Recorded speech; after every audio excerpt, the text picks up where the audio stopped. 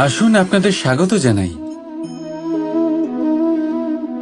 আমাদের আশেপাশে এরকম অনেক মানুষ থাকেন যারা খুব ভালোভাবে কথা বলতে পারেন, যারা নিজের মিষ্টি কথায় সবাইকে আকর্ষিত করেন, আর সেই জন্যই তিনি আকর্ষণের কেন্দ্র হয়ে যান।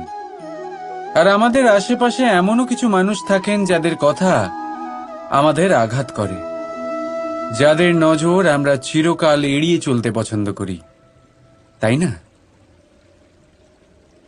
শব্দ, এই শব্দ অত্যন্ত শক্তিশালী হয়।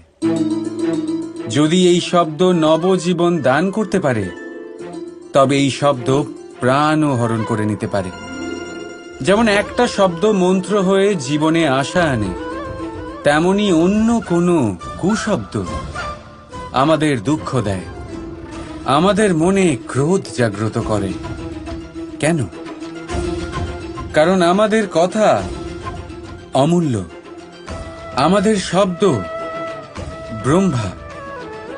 তাই অত্যন্ত ভেবেচিন্তে মনের দাড়িপাল্লায় মেপে নিজের শব্দ প্রয়োগ করবেন, কারণ এই শব্দ দিয়েই শুরু আর এই শব্দ দিয়েই শেষ। রাধা রাধা।